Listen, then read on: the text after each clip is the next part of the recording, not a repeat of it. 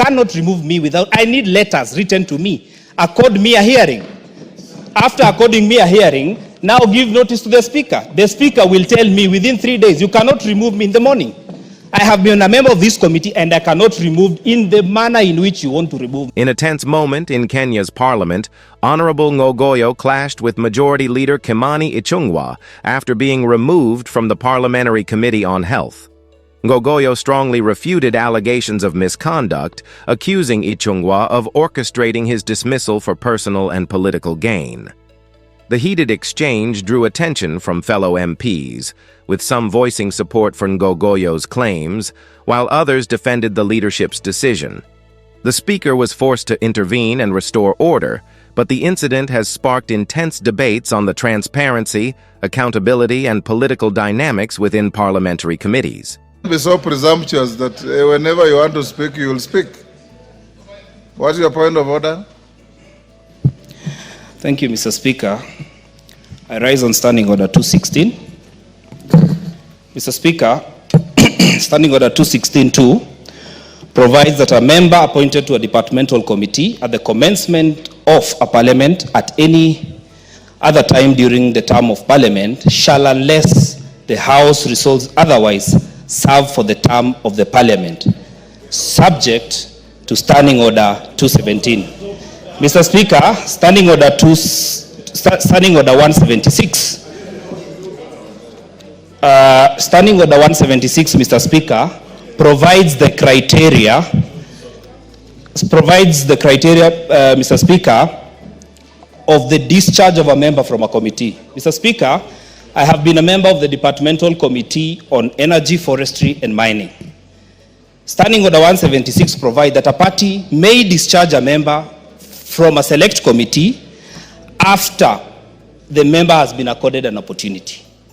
Number 2, it provides that the party whip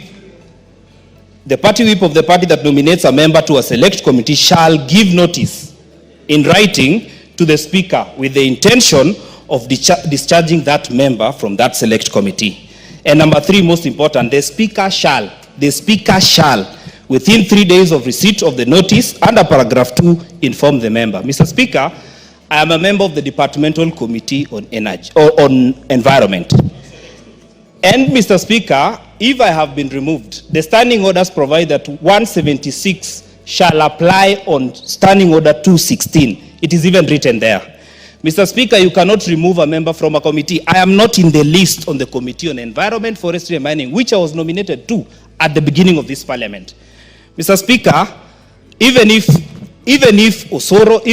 Ichung'wah does not want me in this committee, you must remove me procedurally. Give me a hearing, notify the Speaker to give me a notice.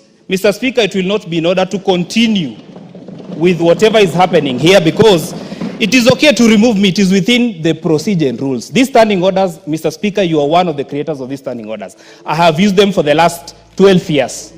I was a whip of our county assembly, so I know how to use standing orders. You cannot remove me without, I need letters written to me. Accord me a hearing. After according me a hearing, now give notice to the Speaker. The Speaker will tell me within 3 days, you cannot remove me in the morning. I have been a member of this committee and I cannot remove in the manner in which you want to remove me. However powerful you might be, Mr. Speaker, it is not correct.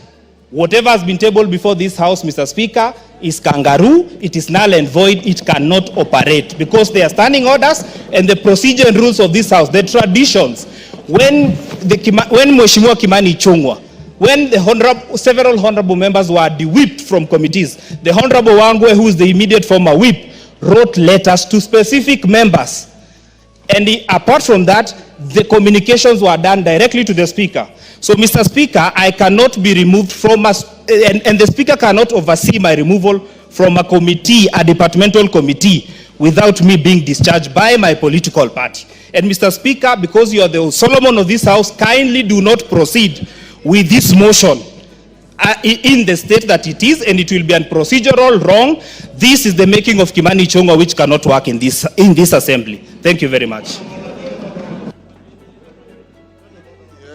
Majority Leader. Honorable Speaker, the member for Kajiado North is my very good friend. and he served as a member of the County Assembly of Kajiado. And he has clearly read out to us the standing order. I will choose to ignore the invocation of the name Kimani Ichung'wah, which is now a spot for those who have nothing else to speak about. They can only speak about Kimani Ichung'wah, and I know why he's trying to invoke my name. But I will restrict myself to the provisions of the standing orders. The standing orders, Honorable Speaker, make it clear, unless otherwise resolved by the House. Therefore, I would improve on the member for Kajiado North. Other than carelessly invoking the name of Kimani Ichung'wah, who is not the majority whip, because the majority whip is called Honorable Silvanus Osoro. Other than doing that, he should be spending his time now convincing the House to resolve otherwise. Otherwise, Honorable Speaker, invoking the name of Kimani Ichung'wah to look popular out there, my friend, go and do those things in the County Assembly of Kajiado, not in the National Assembly. Spend your time in the National Assembly discussing matters of greater importance to the people of Kajiado North, who are suffering without roads, whose children cannot even go to school because their member of parliament is busy following people in some other village somewhere. Why don't you follow members of your constituency in their own constituency addressing their issues? I will not allow, Honorable Speaker, any member to use my name or invoke my name to try and seek cheap publicity. Our standing orders are very clear, and Honorable Ngogoyo should know that. Deal with matters to do with your constituents. And there is also some levels of insatiable greed that we cannot be able to satisfy as a House. And therefore, Honorable Speaker, the issue raised is simple. Let the Honorable Ngogoyo convince members of this House to resolve otherwise. Otherwise, the standing order, as he read, is very well, is in very simple language that even a member of our county assembly can be able to interpret. Osoro.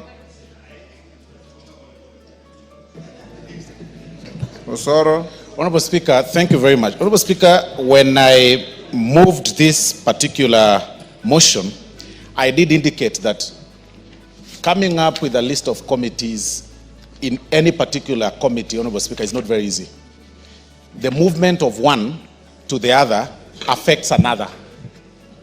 And it is by... Address the issue he has raised. It's very simple. That is where I'm heading to, Honorable Speaker. I'm making my case. Yes. I'm making my case that the movement of one member to another committee must affect the other, because there are issues of regional balance, there are issues of gender, there are issues of party, Honorable Speaker. I am actually not aware, and I'm now checking, that the particular committee that he intended to be included, or rather he has been serving, Honorable Speaker, his name is missing. Then it must be placed somewhere for that list, Honorable Speaker. Take your seat. But even with that... Take your seat. Take your seat. I expected you as a good lawyer to be listening. The Honorable Ngogoyo is raising an objection under Standing Order 176 on the allegation of discharge of a member from the committee. He is clearly out of order. What is before the House is a reconstitution of committees, is not discharge of members from any committee. If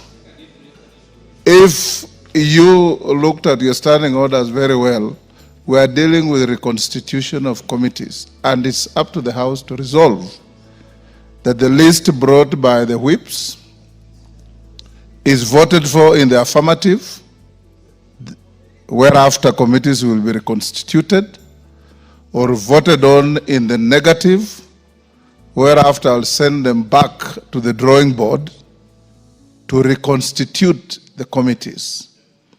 When a member is singularly or with another discharged from a committee, that will then come in a separate form, and I'll address it when it does come. So you're out of order. Order, Ngogoyo. Yes, Kiamba, is that Kiamba? Thank you, Honorable Speaker, and I have a point to express in relation to the committees. Last time, some of us never got departmental committees. We went to the chair